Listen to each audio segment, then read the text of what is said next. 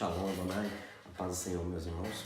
Continuando a nossa sequência de estudos de Gênesis e o fim dos tempos, então começando em Gênesis. Gravei um vídeo especial, que eu postei também sobre o Aleph Tav, e agora eu quero já avançar um pouco, para discorrer sobre alguns assuntos que é pertinente e importantíssimo, porque o Senhor Jesus nos cita ele, O Senhor Jesus cita o profeta Daniel em Mateus 24, então ele é citado ali no sermão escatológico de Jesus em Mateus 24, e nós precisamos entender a profecia de Daniel, as palavras que Daniel recebeu, principalmente as 70 semanas de Daniel. É um texto muito difícil, muito complicado para muitas pessoas, porém, nada para o Espírito Santo é tão complicado assim, Então, muitos irmãos, muitos teólogos, muitos estudiosos relatam muitas coisas e a gente tem que pegar e absorver todo esse conhecimento, todo esse filtro do Espírito Santo, estudando tudo, filtrando aquilo, retendo aquilo, segundo o Espírito nos conduz. Qual que é o nosso objetivo aqui? É trazer de volta a restauração das Escrituras, restaurando aquilo que vem do texto hebraico, restauração completa daquilo que o Senhor tem para nos dizer. Não estou falando que eu sou dono de toda a revelação, não é nada disso, não estou aqui também para discorrer sobre teologia, não é o meu objetivo aqui, tanto que a gente vai falar, claro, superficialmente de todas as visões, não profundamente, mas nós vamos estar citando alguns aqui, e não vou também expor aqui o meu ponto de vista no sentido de que é determinado que será assim, tá? Não é esse o objetivo do vídeo. Então, o objetivo do vídeo é fazer com que nós venhamos a pensar. Você pensar aí, você analisar aquilo que a gente está expondo aqui, pegar todas as vertentes teológicas, estudá-las e pedir revelação do Espírito para que o Espírito te guie, porque é necessário. E já de antemão eu falo que todos estão corretos, A questão grande aí é que alguns afirmam que a sua visão é correta, outros afirmam que é a sua visão que é correta, outros afirmam que é a sua visão que é correta, e fica assim meio que essa briga, Não, vai ser assim, vai ser assado, e na realidade todos eles estão corretos em algum ponto de vista claro, específico, todos estão corretos. O problema é que às vezes a pessoa quer defender um ponto de vista de fé dela, e ele não abre o coração nem o espírito para ouvir o outro irmão. O irmão que é dispensacionalista, quer defender o seu ponto de vista, o outro irmão que é pré-milenista quer defender o seu, o outro que é pós-milenista quer defender o seu, o outro que é amilenista quer defender o seu, o outro que é pós-tribulacionista, o outro pré-tribulacionista, então cada um buscando defender seu ponto de vista, e na realidade o que deveria ser feito era uma junção disso tudo, um ouvir o outro, aquilo que tem que ser ouvido e ponderar. Esse vídeo também vai ficar algo que eu confesso para os irmãos que eu fui dispensacionalista e pré-tribulacionista por muitos anos. Eu mudei meu ponto de vista a partir do momento que eu comecei a analisar mais profundamente as Escrituras e também ouvir os nossos outros irmãos que são teólogos, que estudaram, que pesquisaram as Escrituras, fazer uma análise mais profunda das Escrituras. Nós descobrimos que realmente tem coisas a se ponderar em todas as visões, na realidade, mas sim, tem visões que são bem mais biblicamente pautadas em alicerces da palavra. Então eu quero expor isso, a Gênesis e o fim dos tempos, os 77 do Daniel, que esse é o tema de hoje, que eu quero tratar com os irmãos, o profeta Daniel, a profecia dele. Vamos ler o texto aqui. Então, 70 semanas estão determinadas sobre o teu povo. Na realidade já começa aqui um probleminha de tradução. A palavra usada não é semana. A tradução poderia ser até bem usada, mas a palavra do texto hebraico original é 70 setes estão determinados. 70 setes, que seriam 70 períodos, ou de dias, ou de anos. Todos os teólogos concordam que seriam dias de anos, para ser algo bem preciso, próximo de uma precisão mais exata. Então seriam 70 setes de anos, E aqui aparece a tradução semanas. Então vamos lá. E sobre a sua. Então 70 setes estão determinados sobre o teu povo, sobre a tua santa cidade, para cessar a transgressão, para dar fim aos pecados, para expiar a iniquidade, para trazer justiça eterna, para selar a visão e a profecia e para ungir o Santíssimo. Isso aqui é muito importante nesse texto. Sabe e entende, desde a saída da ordem para restaurar Jerusalém, e para edificar, Jerusalém, até o Messias, está ali grifado de verde, será 7 setes, ou 7 semanas, né? E 62, né? Setes, ou 62 semanas. As ruas e o muro se reedificarão, mas em tempos angustiosos.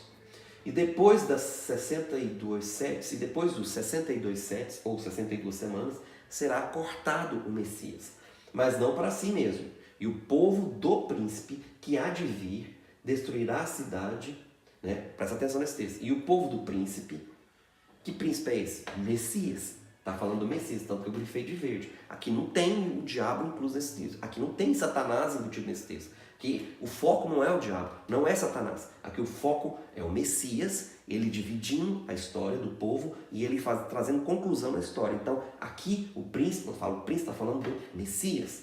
Então vamos entender bem o texto, né? E depois de 62 semanas ou 62 setes será cortado o Messias, ok? Mas não para si mesmo. E o povo do príncipe, ou seja, do Messias, que há de vir. Quem que há de vir? O Messias. Então o povo do príncipe, que está falando do povo do príncipe, que há de vir quem? O Messias, que foi cortado, mas há de retornar, né? Destruirá a cidade e o santuário, né? E o seu fim será como inundação. Às vezes a gente associa esse texto aqui, o povo do príncipe, como se fosse o exército romano que foi para lá e destruiu todo. Na realidade não. O que destruiu lá, Jesus deixou bem claro, foi o pecado dos judeus, né? E também não foram os judeus que mataram Jesus. A palavra diz que ele se entregou, porque ninguém tinha poder de tirar a sua vida. Ponto. Então ele se entregou. Ninguém matou ele. E aqui é da mesma forma, né? Quem destruiu a cidade, o santuário, não foram os romanos. Foi o pecado do povo hebreu. Porque a palavra diz que Jesus veio para o que eram os seus, mas os seus rejeitaram. E a todos que receberam, ele deu o poder de serem transformados em filhos. E olha que poderoso.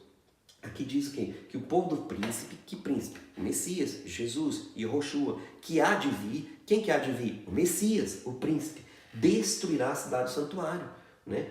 E o seu fim será a inundação. Quem destruiu a cidade do santuário? Foram os romanos? Não, foi a palavra profética de Jesus, porque se ele não houvesse profetizado, não haveria destruição. Ele disse assim, não ficará, em Mateus mesmo 24, eu vos digo, porém não ficará pedra sobre pedra que não seja derrubado. Tá? Quem destruiu o templo em Jerusalém foi a palavra de Yeshua. E ele mesmo diz isso bem claro. Se disser desse monte, arranca-te daqui e lança-te no mar, assim será. Então a palavra do príncipe, do Messias, que destruiu a cidade do santuário. Então pare para analisar o texto corretamente e pensar sobre. E olha que poderoso. E o seu fim será como inundação, né?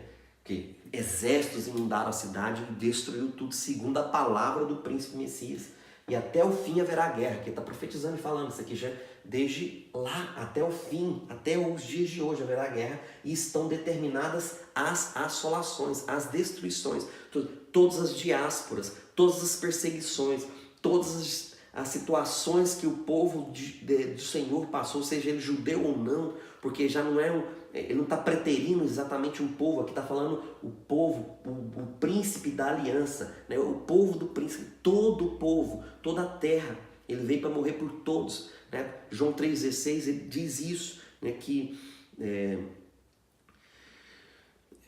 João 3,16 diz que Deus amou o mundo de tal maneira que deu seu Filho único, seu Filho unigênito, para que todo aquele que nele crê não pereça, mas tenha a vida eterna.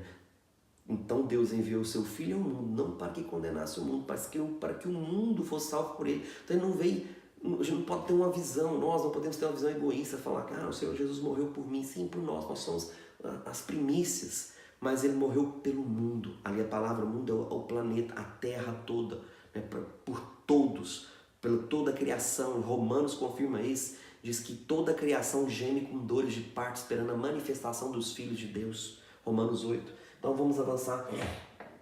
E ele firmará aliança com muitos por uma semana. Que aliança é essa? Que quem vai firmar? Ele quem?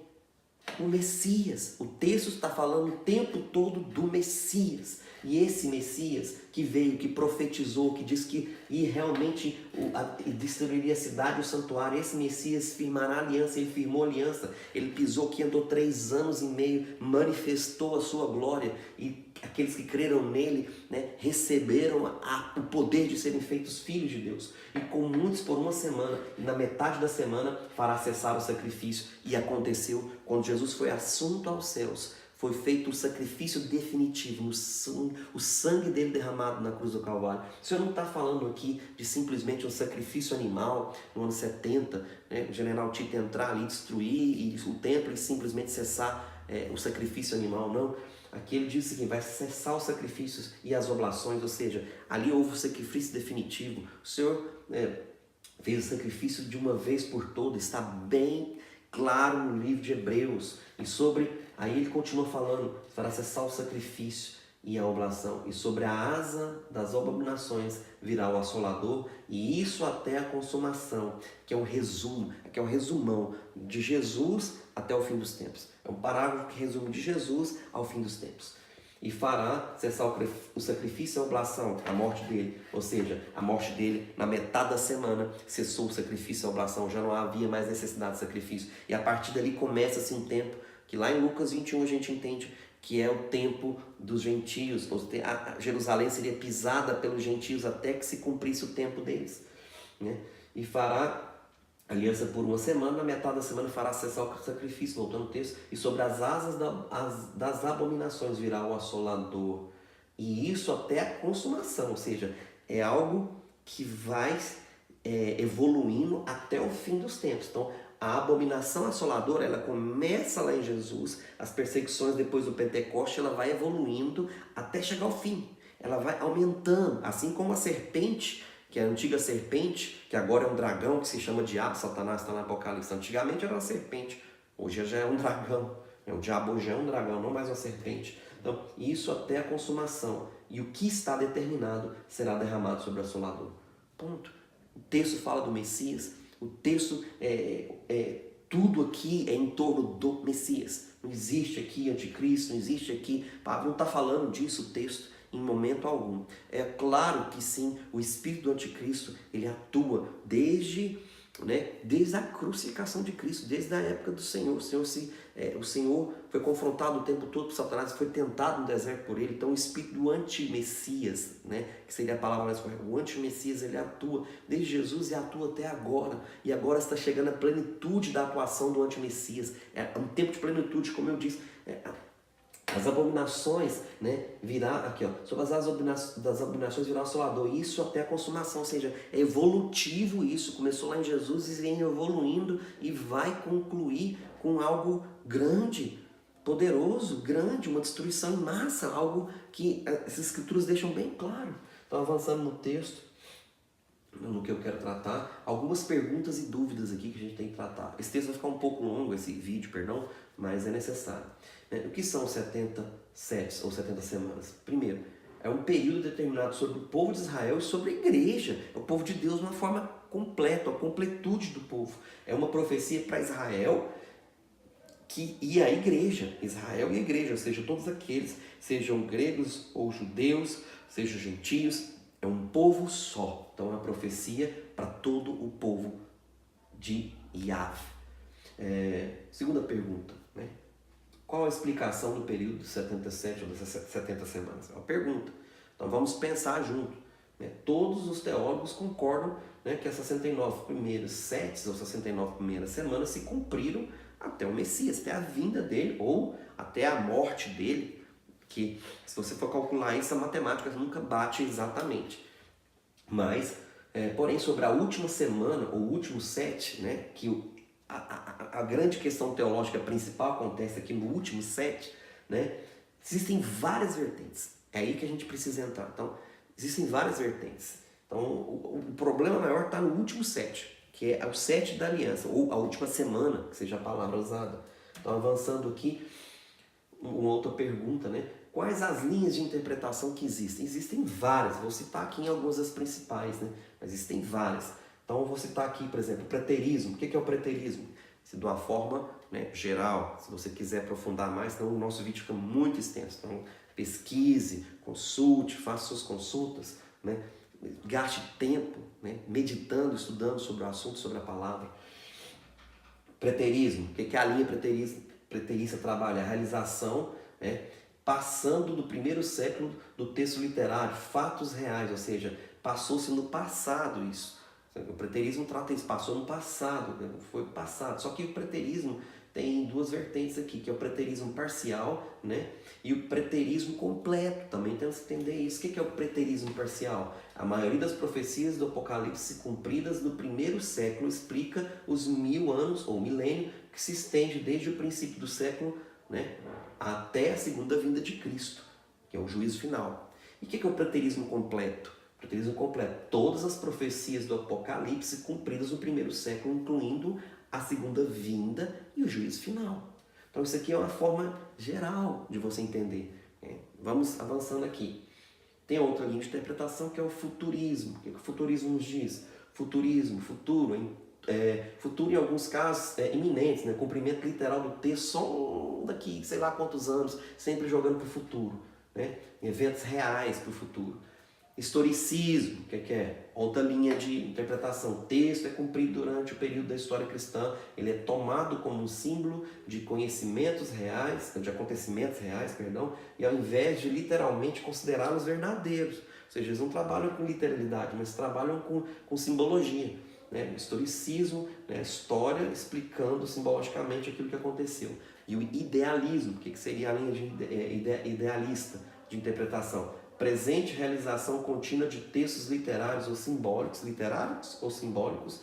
e eventos espirituais, né? Presente realização, você está realizando um presente contínuo de textos literários, né, simbólicos e eventos espirituais, isso é o idealismo.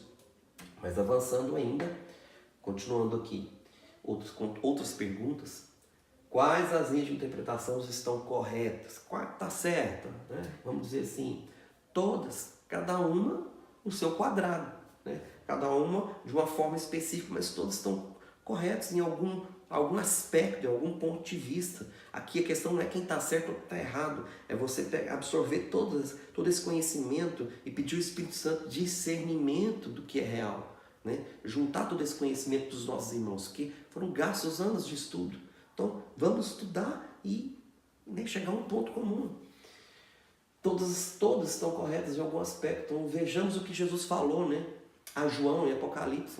Vamos lá para o Senhor. Escreve as coisas que tem visto, as que são, e as que depois dessa hão de acontecer. Deixou claro aqui em Apocalipse 1,19. Ou seja, os preteristas, os idealistas, os historicistas, os futuristas, estão todos corretos em algum ponto. E o próprio Senhor Jesus nos trata disso aqui. Coisas que tem visto, as que são e as que haverão de vir. Se tem visto, passado. As que são presentes, as que verão de vir, futuro. Então está aqui passado, presente e futuro. E é assim que ele se apresenta, eu sou o primeiro e o último, o princípio e o fim, né? O que era, que é e que há de vir.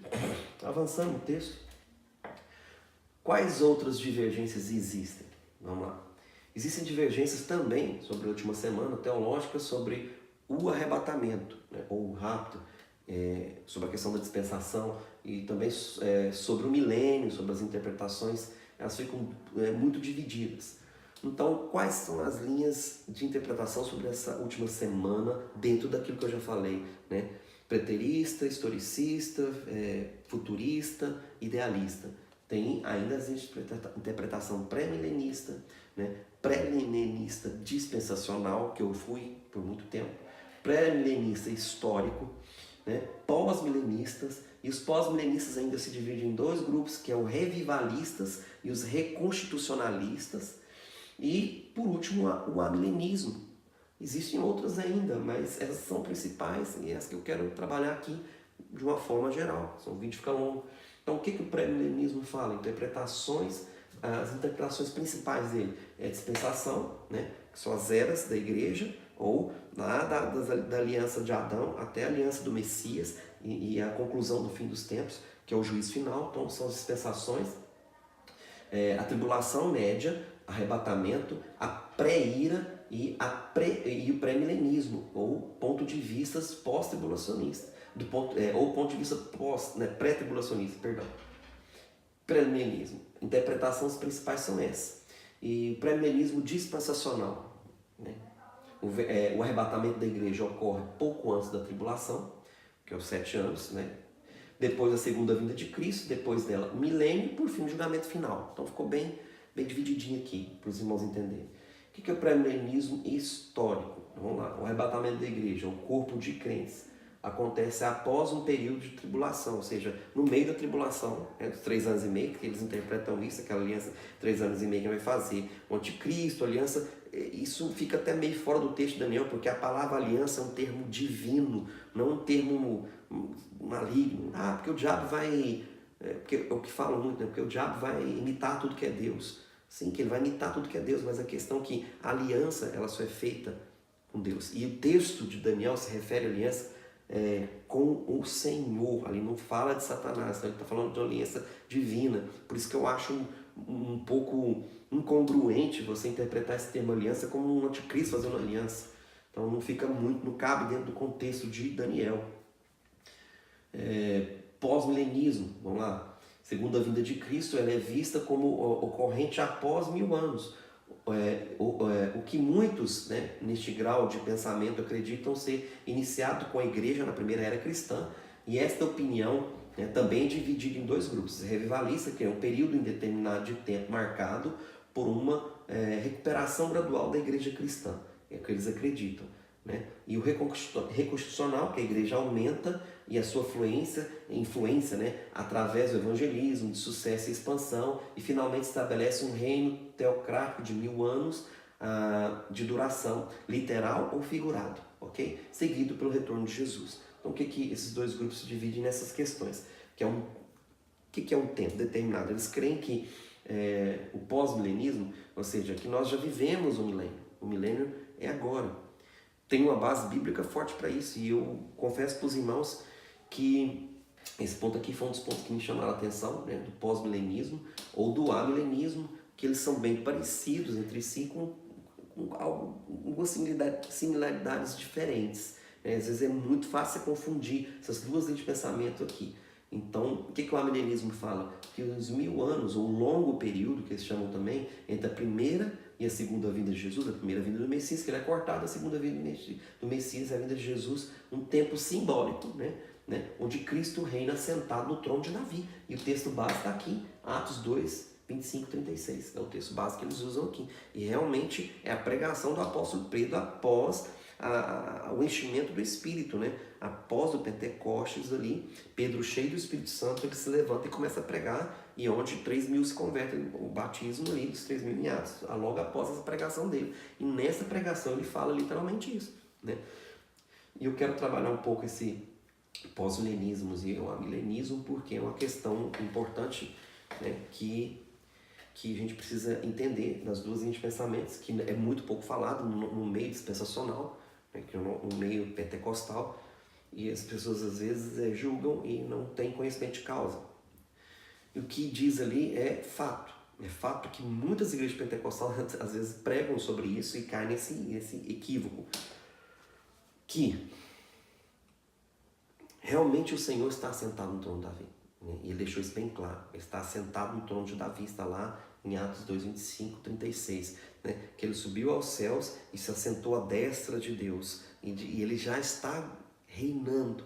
Né? E ele vem implantar o reino, implantou o reino, né? Fundou a igreja representante dele na terra. E literalmente o Apocalipse 12, né? Que fala sobre o diabo ser lançado na terra, e fala sobre o milênio. Por quê? O milênio, eu escrevi que o milênio é agora. Porque realmente o diabo está, de uma certa forma, preso.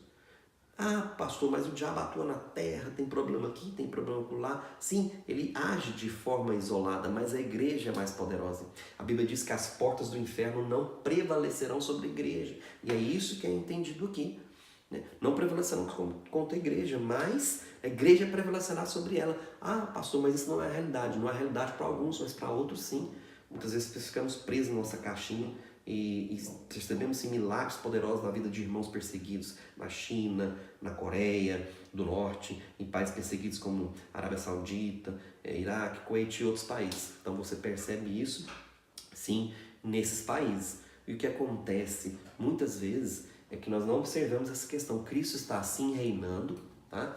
Está assim assentado no trono de Davi, o trono eterno. O diabo está, de uma certa maneira, preso, porque a palavra preso aqui significa está com seu poder limitado, seu poder ele está literalmente preso, porque ele não pode agir de uma certa maneira se a igreja o impede de agir na sua plenitude. Ou seja, a igreja, ela se levanta contra tudo aquilo que é conhecimento das trevas.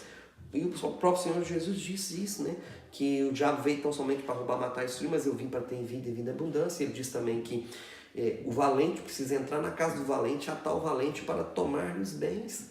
Ou seja, Jesus veio. Desculpe a pausa da interrupção que demos. Percebeu que eu mudei aqui a roupa. Tive que ir ao culto, ministrar no culto e voltamos aqui para o assunto.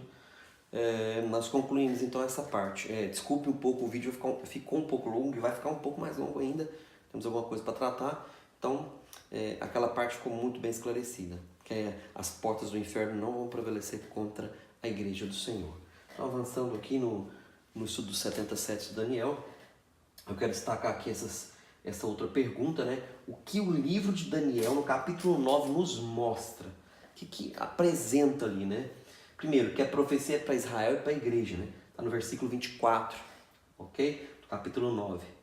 Outra coisa, que a profecia tem 7 propósitos distintos, destacado ali nos versículos também 24.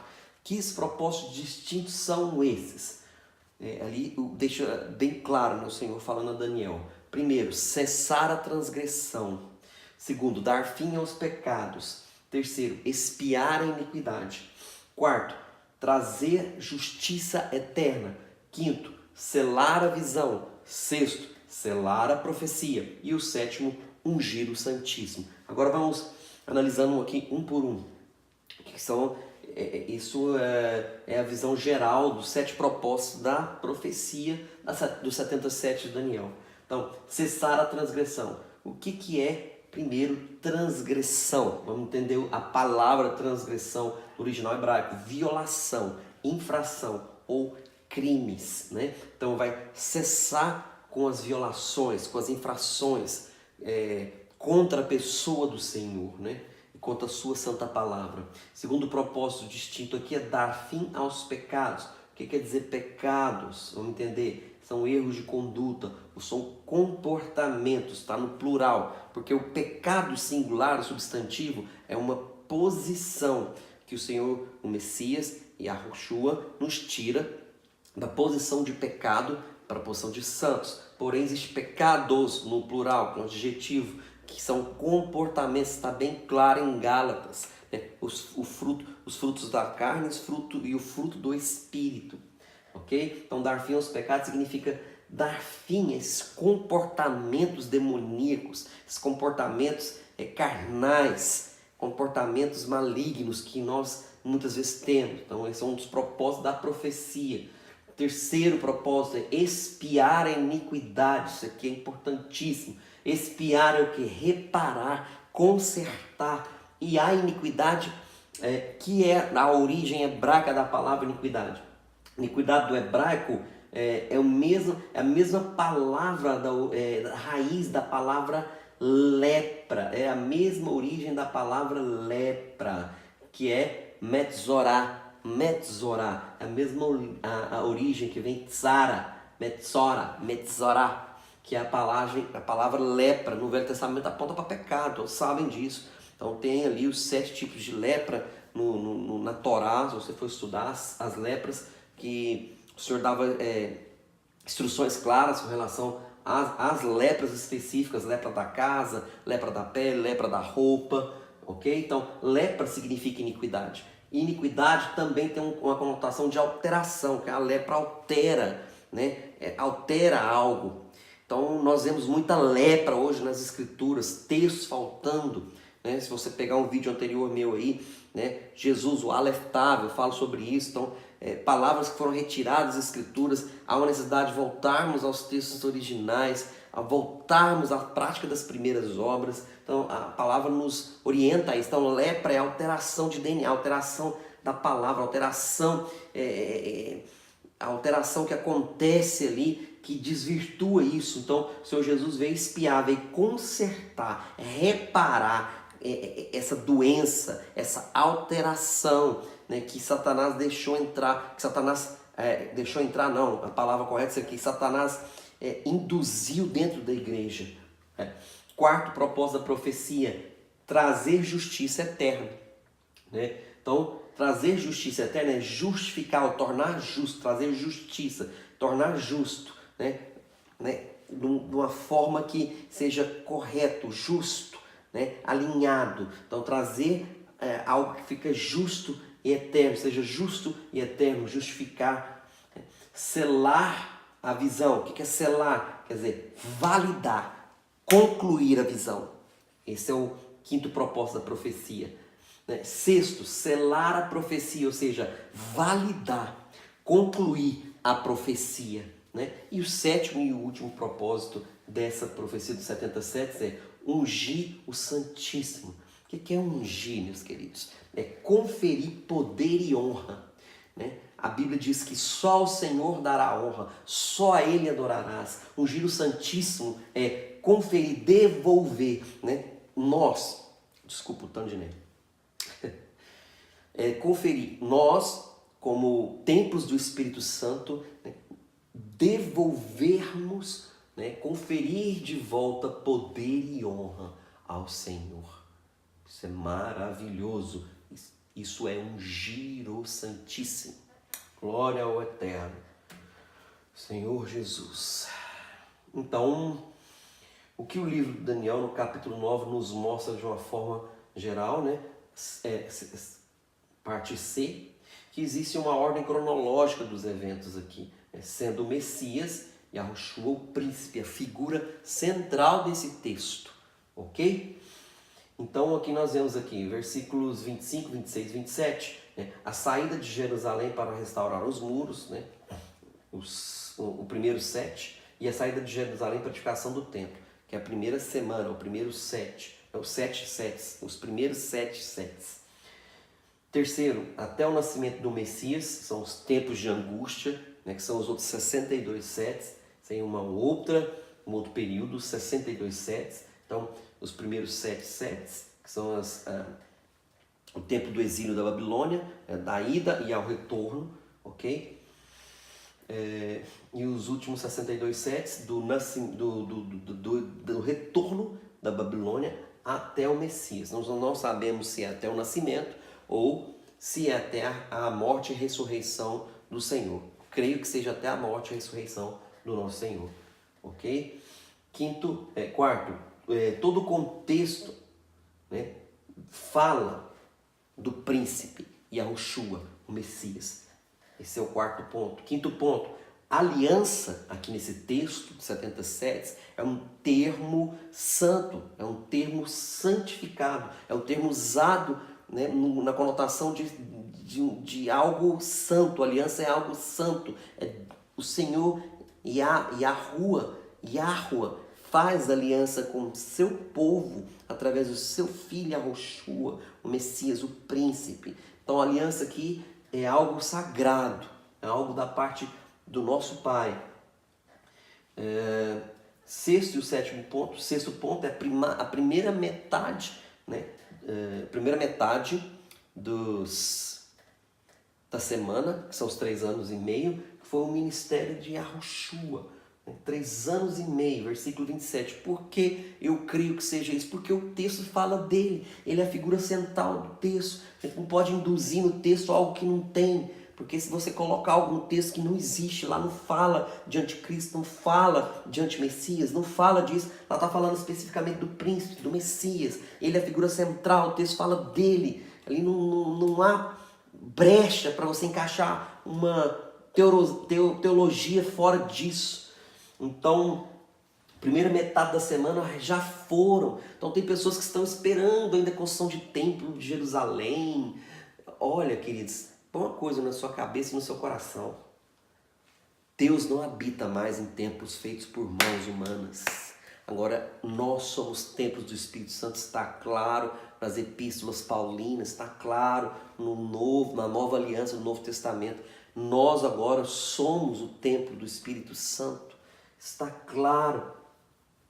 Então, a primeira metade do ministério de Jesus, ele vive aqui na terra, né, ensinando, preparando seus discípulos, e morre, e ressuscita, firma aliança e cessa todo o sacrifício e oblação, porque daí em diante, daí para frente não é mais necessário sacrifício de animais, sangues que não vão mais purificar pecado, porque já foi feito o sacrifício definitivo. Então cessa essa oblação. Passou mais lá, né? Voltando àquele texto lá, a gente crê que Jerusalém vai voltar a sacrificar animais. O Senhor não liga para isso, tanto que no versículo 24 de Mateus ele fala assim, ó, Senhor, os discípulos falam para ele assim, que templo maravilhoso e poderoso. Ele falou assim, isso aqui é nada, isso aqui não vai ficar pedra sobre pedra, vai ser tudo derrubado, isso é nada. E tem cristãos ainda esperando restauração de templo, não tem nada disso. Os estudos de escatologia que você vai ver aqui, você vai fazer uma viagem de volta aos originais da Escritura para você entender o que se passa hoje no nosso tempo. A igreja dorme, filho. Logo em seguida, Mateus 24, o sermão escatológico, vem Mateus 25, as 3 parábolas. As 3 parábolas falam disso.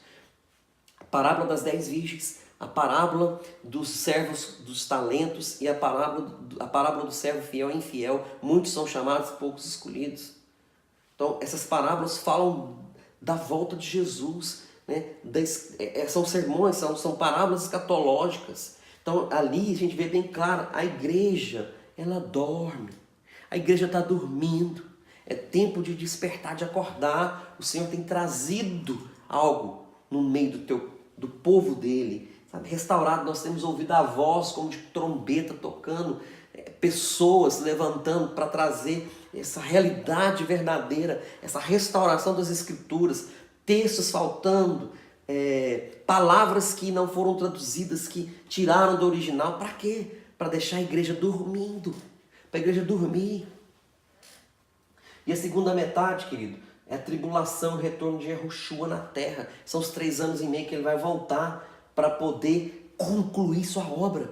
E vai ser um tempo de grande tribulação, qual nunca houve e nunca haverá. E eu afirmo, já fui dispensacionalista, hoje não sou mais. Não creio que nós vamos ser guardados de uma tribulação, porque é necessário que a igreja passe pela tribulação, para que se purifique, para que verdadeiramente a palavra se cumpra. Deus não guardou Noé do dilúvio, ele guardou Noé no dilúvio. Deus não tirou Deus não guardou Daniel de ser lançado na cova dos leões. Deus tirou Daniel de lá intacto, mas ele foi à cova. Deus não tirou Sadraque, Mesaque e Abednego da fornalha, mas eles foram livres na fornalha, e lá Aleph Tav circulava o 4º homem da fornalha junto com eles. Deus não nos tira do problema. Deus nos ajuda a vencer o problema, a vencer a tribulação, a situação.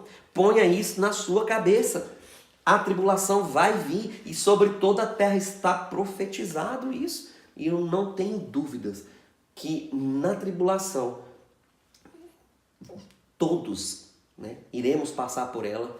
Nós vamos ser refinados pelo fogo. E Paulo deixa isso bem claro em 1 Coríntios 3,15, porque todos vão ser salvos. A salvação é pela graça, porque isso não é dom do homem, isso vem de Deus. Mas a santificação, o galardão é pelas obras. E as obras são as intenções do nosso coração. Elas precisam ser provadas no fogo. E essa geração precisa ser provada no fogo da palavra. E Paulo deixa isso bem claro. Aquilo que for madeira, palha e feno vai queimar, vai torrar, vai queimar. Mas o que for ouro, prata e pedras preciosas vai ser mais reluzente, mais purificado. E o fogo é a grande tribulação. O fogo é essa tribulação que vai vir sobre toda a terra. É claro que Paulo usa ali um texto para falar de uma forma geral, mas isso deixa bem claro ali que nós todos passaremos pelo fogo. As nossas obras vão passar pelo fogo.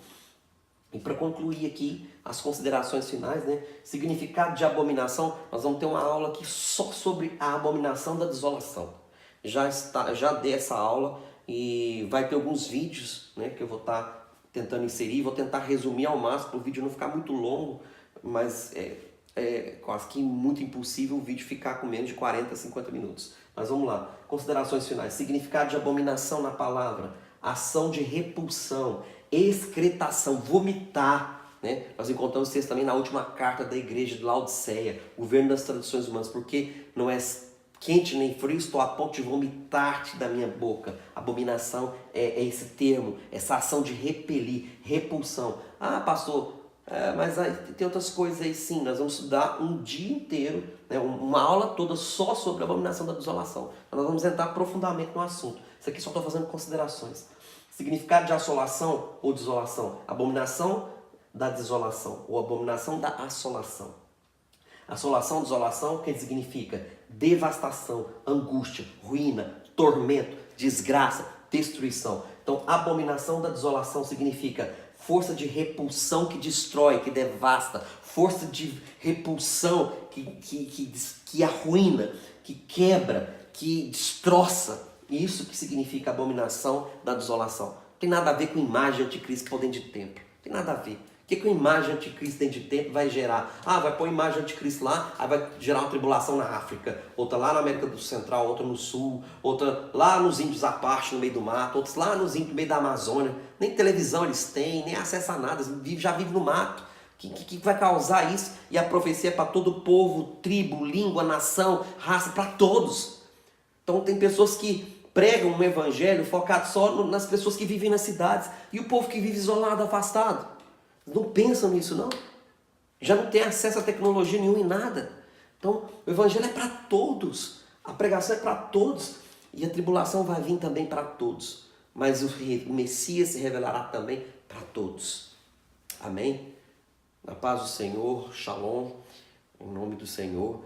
E fica por aqui essa palavra. O vídeo ficou um pouco longo, mas vale a pena ver todo esse vídeo, de começo ao fim, e pegar os vídeos para trás que foram gravados, porque é uma linha de raciocínio. Amém?